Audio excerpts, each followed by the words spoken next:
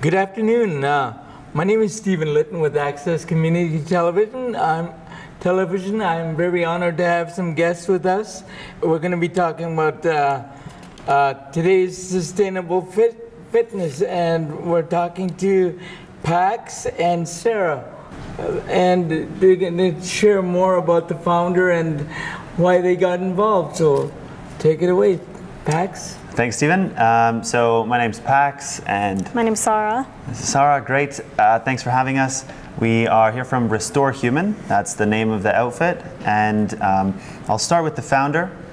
His name is Carlo, and he used to be in the Australian military, where he went through a bunch of stuff that specifically didn't treat his body very well.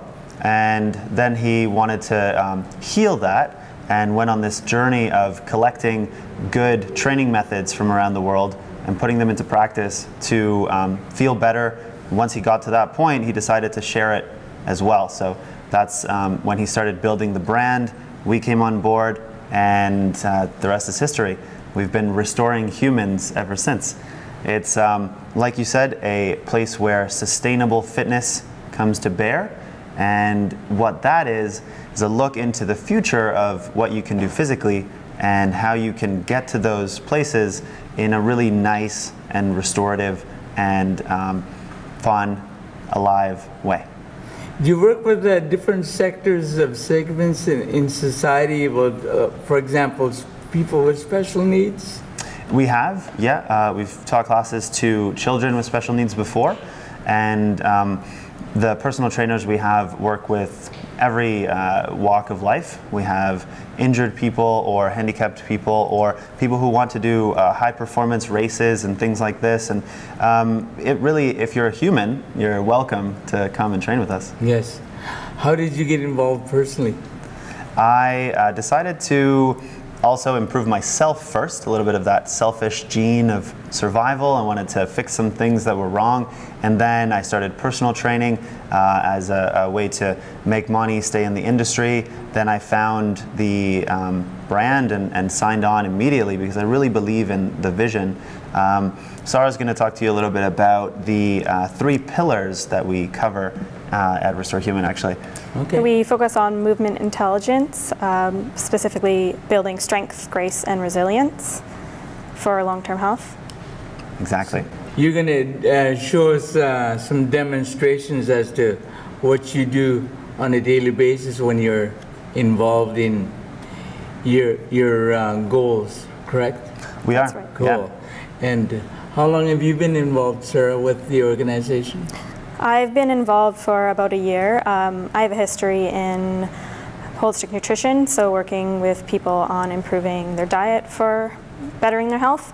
And then I also got trained as a personal trainer, and I found Restore Human, which was a more holistic way to approach fitness.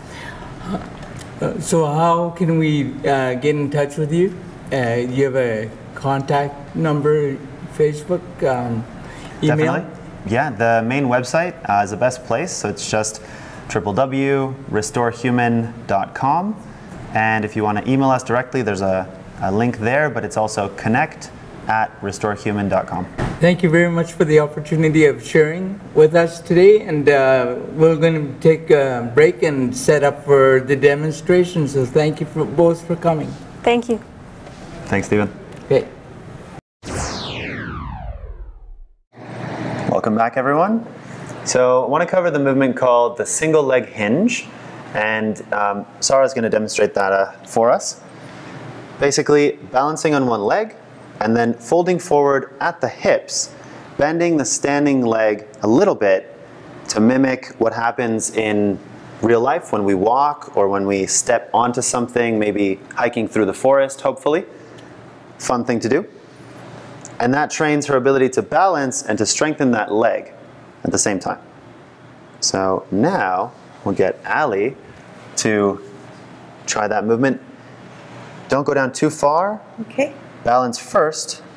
Keep the shoulders back as you head down, and then come back up for 1 repetition. Well done. So we do this multiple times until the leg gets stronger. Once it's a bit tired, we would switch the legs. You can do a few more if you like.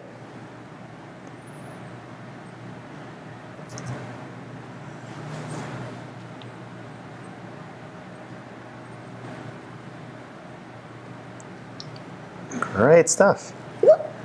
Exactly. If you need to catch yourself with the back foot, definitely. And if for whatever reason you're considerably unstable at some point, you can use a chair or a wall and assist the movement that way. Well done. Thank you. Hi, so we're going to cover the push-up now. And the reason we train push-ups is we want people to feel strong when it comes to receiving weight into the wrists and the upper body directly for fall prevention. For example, if someone falls and they can catch their body, then they're safer and better off. So Sarah's going to demonstrate how to do a nice, well-structured push-up on the chair here. We're going to get the elbow pits forward, and we're going to tuck the tailbone a little bit, and then head down for repetitions, keeping the elbows close to the body. What do you recommend for the beginners? For beginners, increase the angle, meaning you could go on a wall or some other structure that's higher up, and as it gets harder, we go down towards the ground itself. Thank you. Thank you. Good question. Roger is now going to demonstrate as well, push up on the chair.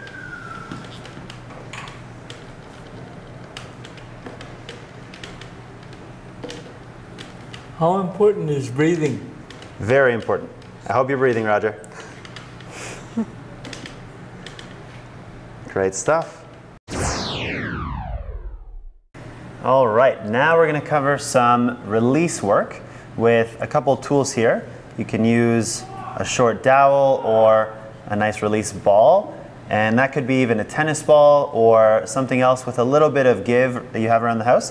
What we're doing is applying pressure to, in this case, the hamstring on the back of the leg with the assistance of the chair. So Sarah is sitting her weight onto the muscle, and the ball is doing some massage in that area.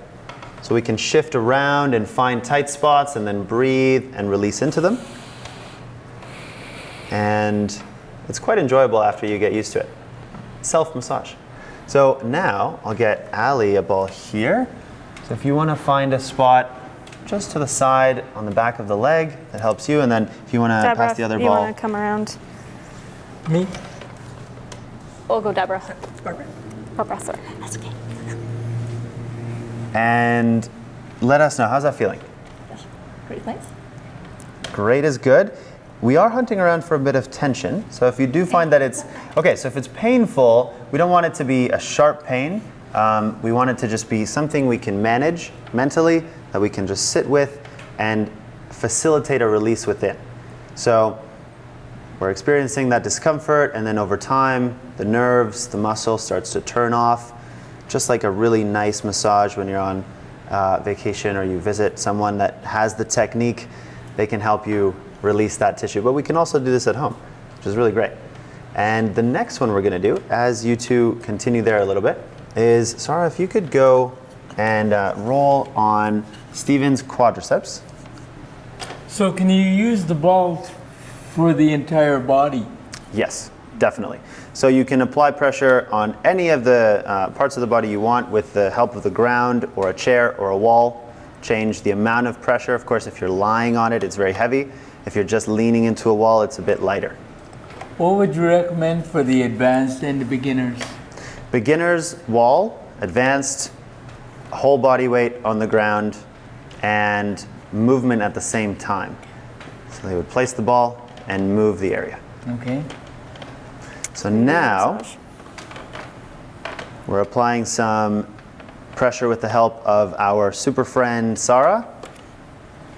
How's it feeling? How much pressure do you need to acquire if you wanted more pressure without hurting yourself? So you'd communicate, and I like to tell people to look for a 7 out of 10. So not a 9 where you're clenching your jaw, but not a 5 where it's too easy. Okay. How's it feeling for you? A little harder would be good. Okay. Perfect. Good communication there. Yeah. So now, Ali, I'll give you this, and if you don't mind adding some tension to Roger's quadricep there, and communicating with him about how much is good. So this is work we do in class with groups and on a one-on-one basis with people who have particular tight areas in their body who want to, over time, increase the range of motion and the health in that tissue. Very effective stuff. How long will it take through your methods will you notice change? So 2 minutes, maybe 3 to 5 times per week with this release work starts to cause really good changes in the average person.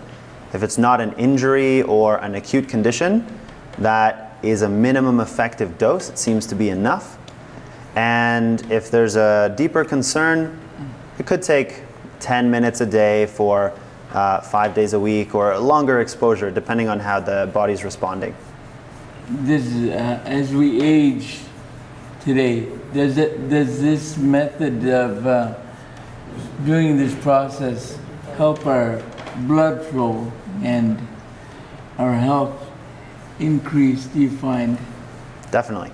Yeah, for all populations, aging and young ones included, if you find that a small amount of pressure, say, on the front of the leg is very uncomfortable, then that's something to work with, because we don't want our tissues to be hypertense and to not be able to handle some pressure.